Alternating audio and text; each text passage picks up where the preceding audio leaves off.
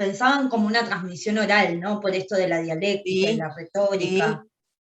Nada, era ¿No una... hay algo de Muy la bien. comunicación de Jasper, Cecilia? ¿Cómo? ¿No hay algo de la comunicación, lo que dice la amiga Jazmín? ¿Y no hay algo de la comunicación que dice Jasper? Bueno, no exactamente. No tanto. Jasper se está pensando en una situación que tiene que ver con el hombre en cuanto tal, En cuanto que es la posibilidad... Che, escúchame, ¿ustedes llevan camiseta hoy o no? Si no llevan, avísame. Cierren los Solamente micrófonos, el por partido favor. y también hablando con el otro equipo. Cierren los micrófonos. Francisco, creo que es el tuyo.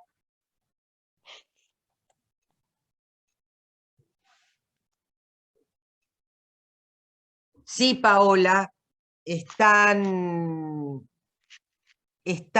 grabando. Tomás. Bueno, muy bien. Vamos a ver si tenemos más participantes. Seguimos. Entonces, en ese siglo V, no sé cómo desviar esto acá. A ver, ¿ustedes me ven bien todos? Sí. ¿Sí? Perfecto. Muy bien. En ese siglo V, decía, se van a producir un desplazamiento hacia el hombre y a sus relaciones con la polis, y va a estar, por otra parte, atravesado el siglo por la polémica entre Sócrates y los sofistas, fundamentalmente porque la búsqueda de Sócrates tiene que ver con la verdadera filosofía, con la búsqueda de la verdad, el telos último de la filosofía socrática, y tenemos una nueva palabra griega,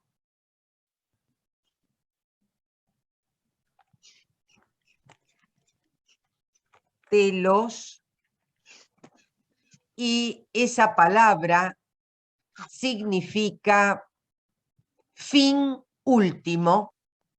Perfecto.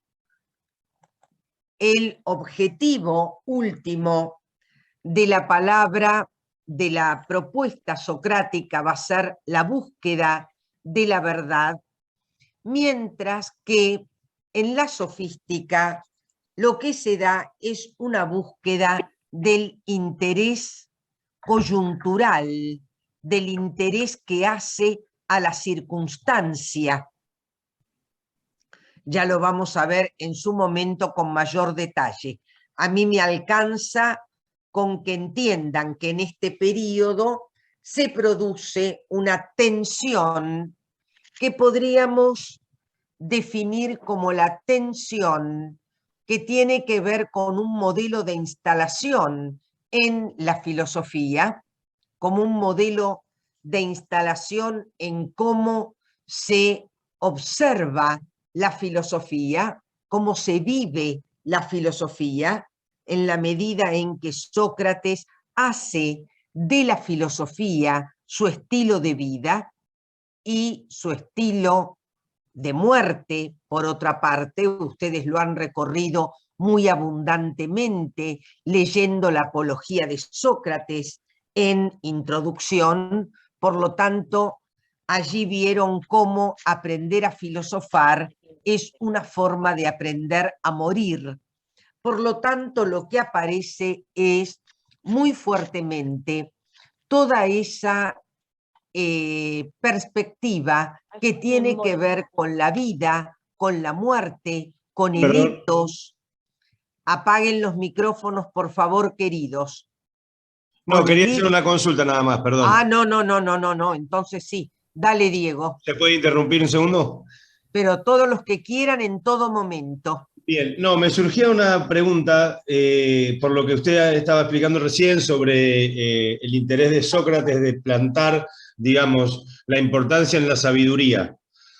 Ahora, nada, recordando un poco toda la lectura que vamos leyendo, digo, ¿por qué? ¿Hay alguna explicación de por qué Sócrates también basaba el hecho de la importancia en la sabiduría, digamos, desde un punto de vista de, digamos, de la división entre Apolo y ¿cómo se llamaba el otro? Se me fue el nombre. Y Dioniso. Y Dionisio. ¿Por Sí, qué Sócrates era afín a defender la sabiduría como importancia y no los placeres, ponele? muy bien. Fundamentalmente, es una buena pregunta, fundamentalmente porque el placer en Sócrates cambia el sentido del placer y el placer tiene que ver con el placer por la sabiduría, el placer por la verdad. El camino que Sócrates propone es el camino que busca la verdad, que hace parir en el individuo la verdad, porque en realidad la verdad está presente en el individuo y solamente hace falta un maestro que vehiculice la forma de apropiarse de esa sabiduría y de esa verdad. El resto de los placeres, en cambio, desvían el camino. En la perspectiva que muy bien trajiste entre Apolo y Dioniso, Apolo es el dios de la mesura, el dios del límite, el dios de la sabiduría entendida como el conócete a ti mismo, que es precisamente una de los postulados existenciales de Sócrates. Sí. Sí, decime, Pero querido. pero, por ejemplo, en el texto de Colli, en un momento propone tanto a Apolo como a Dionisio como con caracteres maníacos en Muy común, bien, muy bien, ¿no? muy bien, sí. En ese sentido, yo te estaba dando la versión más clásica de Apolo y de Dioniso. Apolo como un dios de la medida, Dioniso como un dios de la desmesura, pero Colli, en un magnífico texto que van a revisar en los prácticos arrancan esta semana, ¿verdad? No arrancaron todavía. Sí, sí, arrancan esta semana. Arrancan en esta semana. Muy bien. Van a Mañana, ver creo. en qué sentido en la manía, en la práctica divinatoria, que yo también la voy a tomar en el teórico, aparece un aspecto de manía tanto en Apolo como en Dioniso. Pero de todos modos, más allá de ese punto de contacto que tienen Apolo y Dioniso, la característica fundamental de Apolo es el límite. Y ese límite pasa al concepto socrático. El concepto, que es lo que busca Sócrates, Sócrates busca fundamentalmente los conceptos de lo bueno, de lo justo, de lo valiente, de lo noble, etc.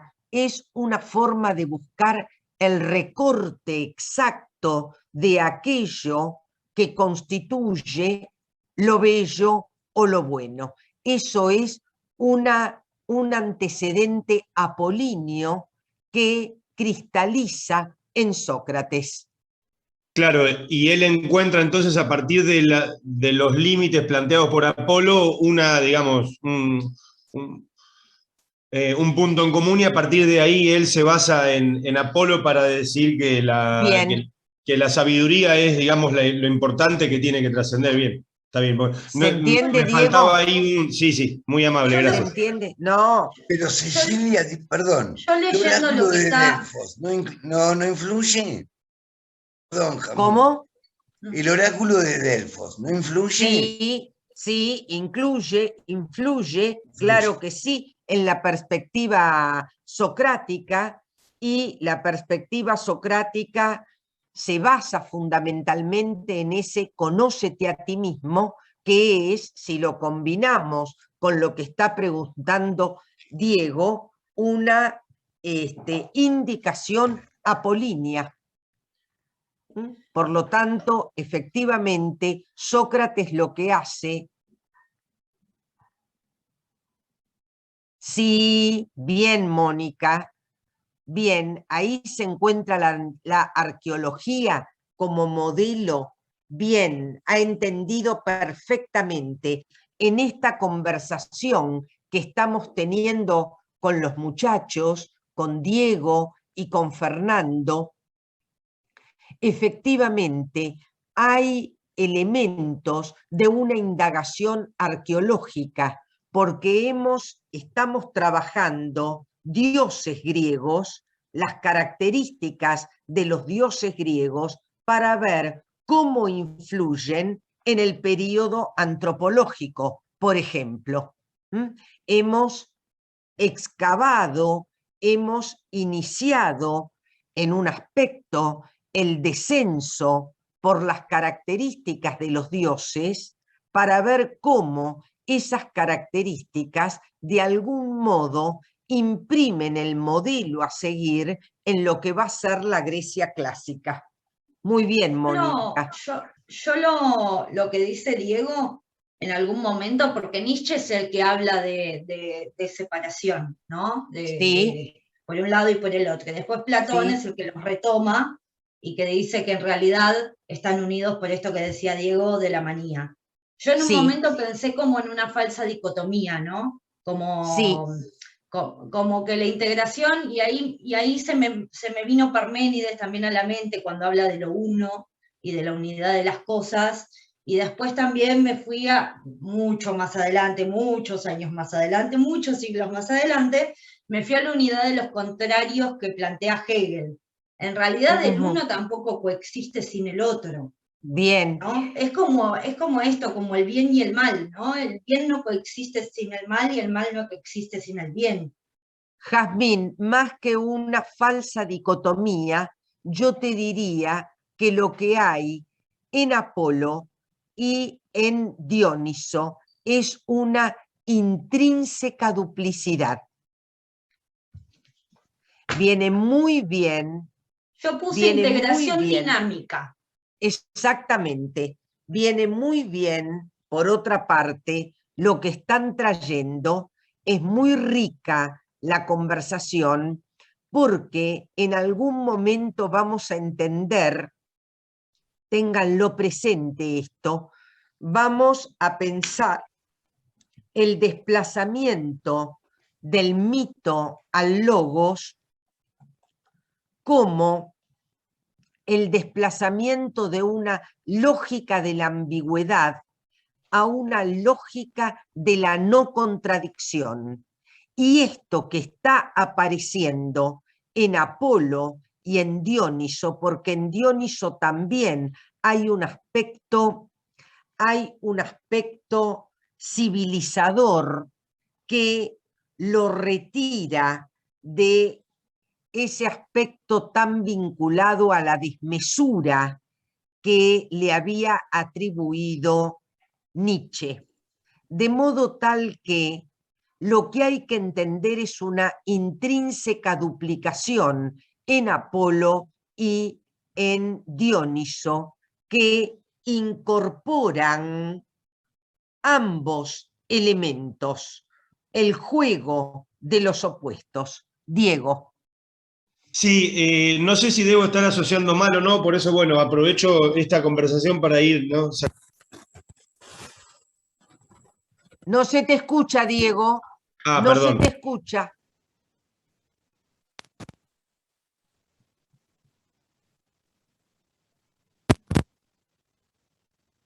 No. No, no,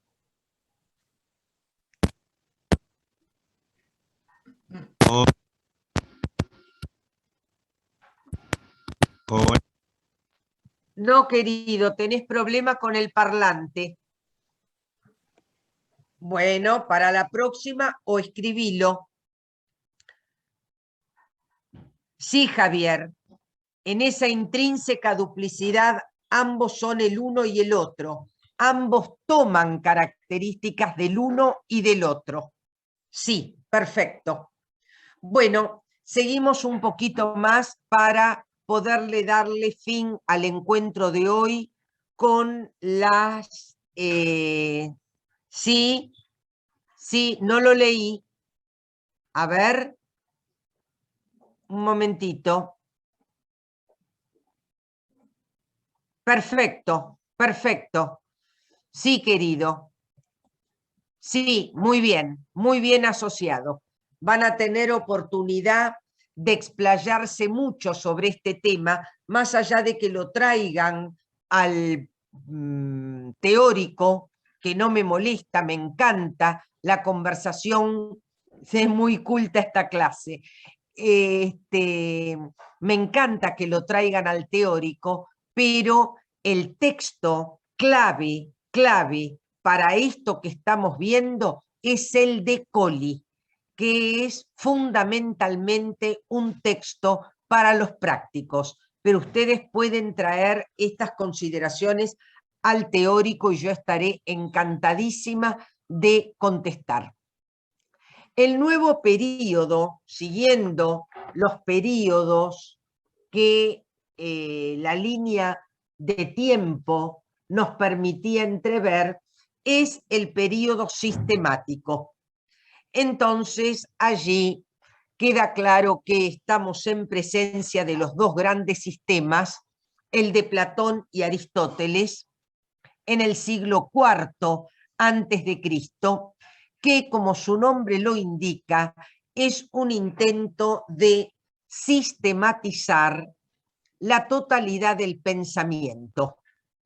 No ya tomar un aspecto cosmológico, como fueron los primeros pensadores, no ya tomar solamente al hombre como núcleo de preocupación, sino tomar otras áreas de la realidad, como el conocimiento, como la estética, como el discurso, como la metafísica, vale decir, un intento de pensar la totalidad, de pensar un todo de saber y de conocimiento. Y finalmente, el período eudaimonológico. Entonces vamos a escribir de dónde viene esto, que eudaimonía, bien, ese es la palabra de donde viene eudaimonológico, que tiene que ver fundamentalmente con las escuelas post-aristotélicas. Se basan fundamentalmente en un intento de búsqueda de la felicidad. Eudaimonía es precisamente felicidad y tiene que ver con el convencimiento de poder llevar a cabo una vida conforme a la filosofía. Una vida que combina filosofía y bios. Una vida, sí, Rosa. Decime, querida. ¿Qué me querés preguntar? Bien, no necesariamente. Felicidad implica la búsqueda de la verdad, nuevamente. No se trata de una felicidad asociada no se trata de una felicidad asociada al placer, a los placeres efímeros, sino que se trata de una vida dedicada a la búsqueda de la verdad. Bien, hasta aquí entonces lo que quería recordar, habiéndolo ampliado y gracias al aporte de ustedes, habiéndolo ampliado mucho, la periodización de la historia de la filosofía, exactamente, de la que habla Hesíodo. Es un trabajo, la búsqueda de la felicidad y de la verdad. Bien, vamos a ver entonces, vamos a empezar entonces, nos retrotraemos a el planteo arqueológico, retornamos a el desplazamiento de la cosmogonía a la cosmología. Sí, perfecto, Martín. Eudaimonía es una buena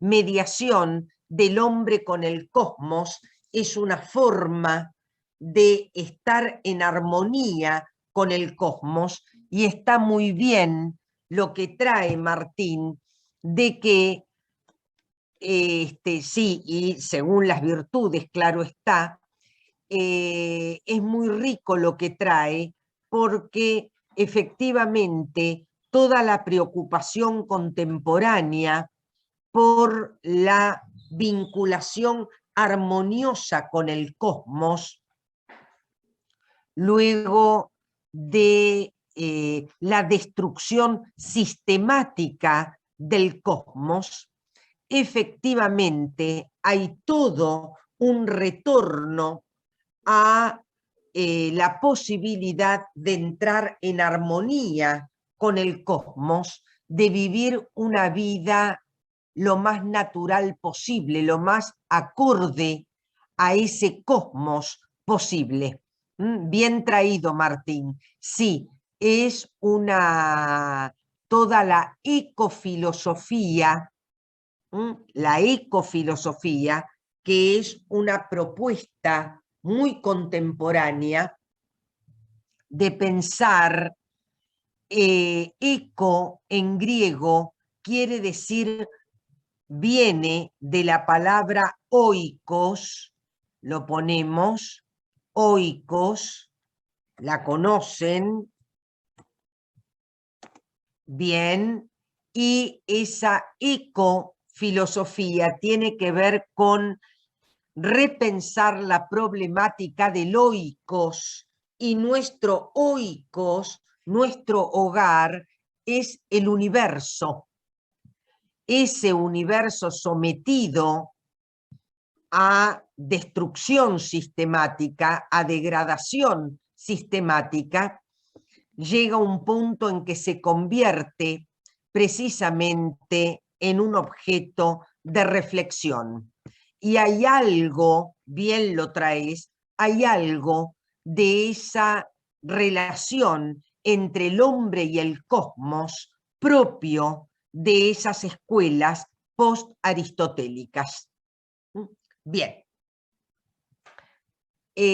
Volvemos entonces a pensar en el pasaje del mito al logos como el pasaje de la cosmogonía a la cosmología, y nuestro interés, yo al orden, a la secuencia temporal que hice, le voy a agregar este signo de pregunta al período cosmogónico para reflexionar sobre él y tomarlo no como una etapa menor del pensamiento, al pensamiento mítico, sino una etapa donde surgen inquietudes, momentito que tengo que admitir a alguien, donde surgen inquietudes,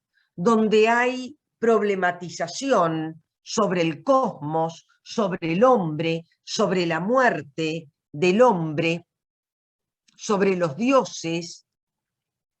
Por lo tanto, voy a trabajar el desplazamiento del mito al logos con una serie de títulos,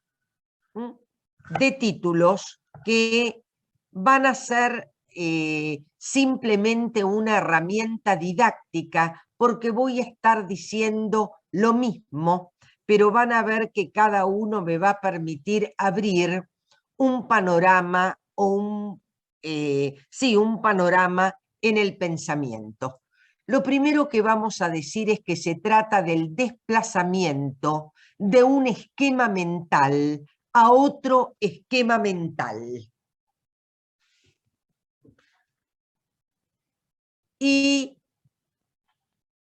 entenderemos por esquema mental una determinada forma de ver y nombrar el mundo.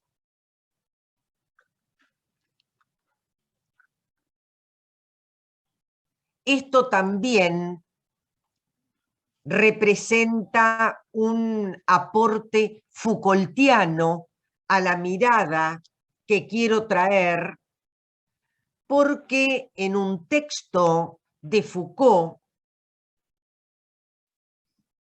que es Las palabras y las cosas, aparece precisamente el modo en que una determinada configuración epocal ve y nombra lo que ve. Lo que se ven son las cosas y el modo en que nombro las cosas son las palabras. De allí el título del libro de Foucault, Las palabras y las cosas.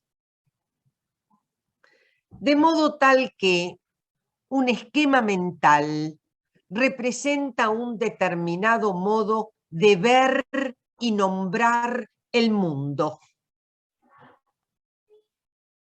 El desplazamiento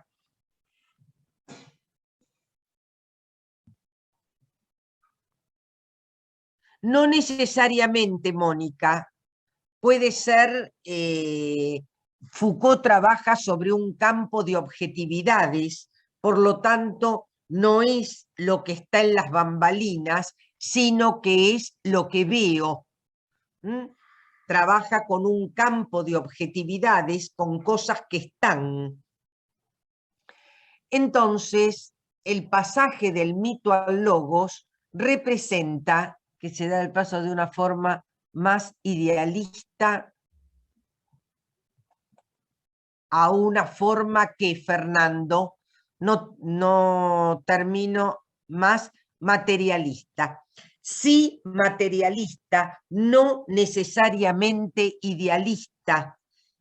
No creo que sean los términos. De una forma, lo voy a poner exactamente en los términos que corresponde, es de una forma mágico-religiosa. Sí, estaríamos en una arqueología del discurso, eso sí, porque estamos excavando discursos. Traten de abrir cuando hagan preguntas, vamos a hacer las preguntas abriendo el micrófono en lo posible, porque no todo el mundo accede a leer, pasa muy rápido el chat. Por lo tanto, vamos a intervenir, no hay ningún inconveniente, me parece una maravilla, pero abriendo el chat abriendo el micrófono para establecer el diálogo. Y a mí además me permite hilvanar mejor las respuestas. Voy a tomar 2 preguntas. Si se trata de una arqueología del discurso, sí, perfecto. Estamos haciendo arqueología del discurso y estamos hundiendo los pies en el discurso mítico para ver qué dice y cuál va a ser el pasaje. Con respecto al idealismo y al materialismo, no exactamente. El concepto de idealismo es un concepto filosófico que corresponde a otro momento del pensamiento. Hay que decir que se pasa de un esquema mental situado en lo mágico religioso a un esquema mental situado en lo racional, donde los primeros pensadores fueron materialistas. Eso está todo correcto. Bien, vamos a hacer entonces una pequeña crónica en los minutos que quedan, no voy a seguir avanzando, de lo que hicimos hoy. Reforzamos nuevamente nuestra perspectiva arqueológica. Partimos de una cuestión presente que es el nacimiento canónico tradicional de la filosofía, allí en el siglo VI antes de Cristo, con los pensadores jónicos, y estamos prometiendo iniciar el descenso arqueológico para ver qué nos dice el mito y cuánto del mito retorna en la filosofía clásica. Y hubo un momento de la clase muy importante donde se vio esta repercusión, esta réplica. Fue la tensión entre Apolo y Dioniso que trajo Diego a propósito de Sócrates. Ahí se ve precisamente una perspectiva arqueológica. En segundo lugar, luego de recordar lo que hicimos en el encuentro anterior, fuimos a revisar nuevamente la periodización de la filosofía, con un periodo cosmogónico al que siguió un periodo cosmológico, el periodo antropológico, el periodo sistemático y el periodo eudaimonológico. Hablamos en profundidad de cada uno. La profundidad va a estar dada cuando en los teóricos aparezca cada uno de los periodos, pero vimos algunas notas inquietantes, como por ejemplo la relación con el presente de las escuelas post-aristotélicas, del contacto con el cosmos, la armonía con el cosmos, que bien trajo un compañero, Martín, precisamente para aludir a un retorno a esas prácticas o a esa forma de pensamiento. Y el último punto fue, no nos salteamos, como va a ser el gran momento de la...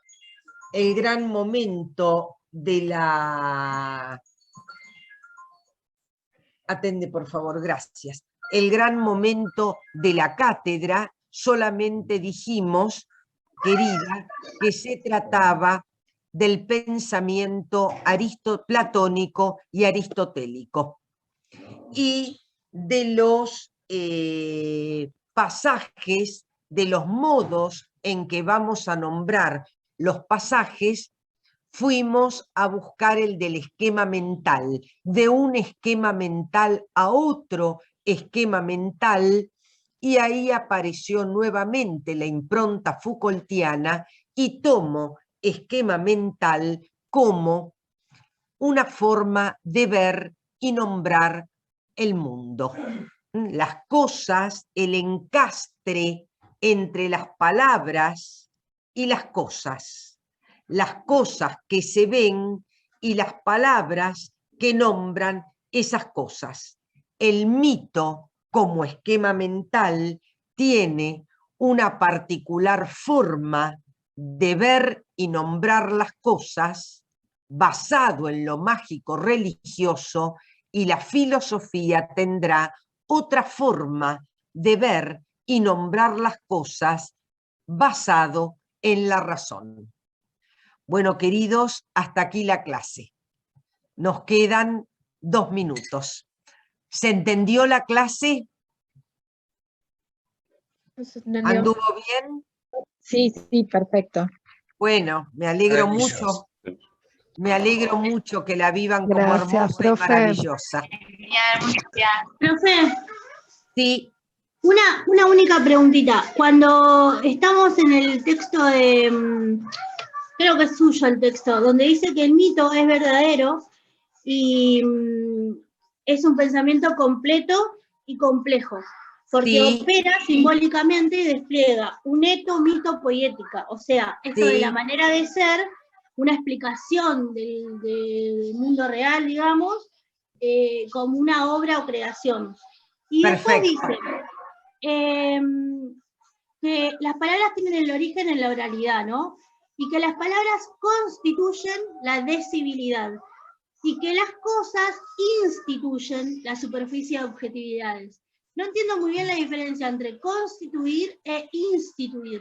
Ninguna, Ah, bueno. ninguna. Son Ok. dos Otra forma de decir. verbos que aluden a lo mismo, a la idea de instituir algo, querida. Bueno, Profe, gracias. consulta. Para la próxima leemos Hesiodo, Sí, mi libro, su libro. que nos va a dar tela para unos cuantos, sí, para unos cuantos encuentros. Y pueden empezar a leer Gigon, Olof Gigon, lo primerísimo de Gigon.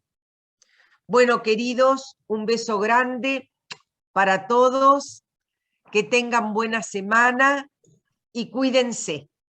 Cuídese, profe. Cuídese Abrazo grande. mucho. Gracias, queridos. Chao. Estén bien. Bueno.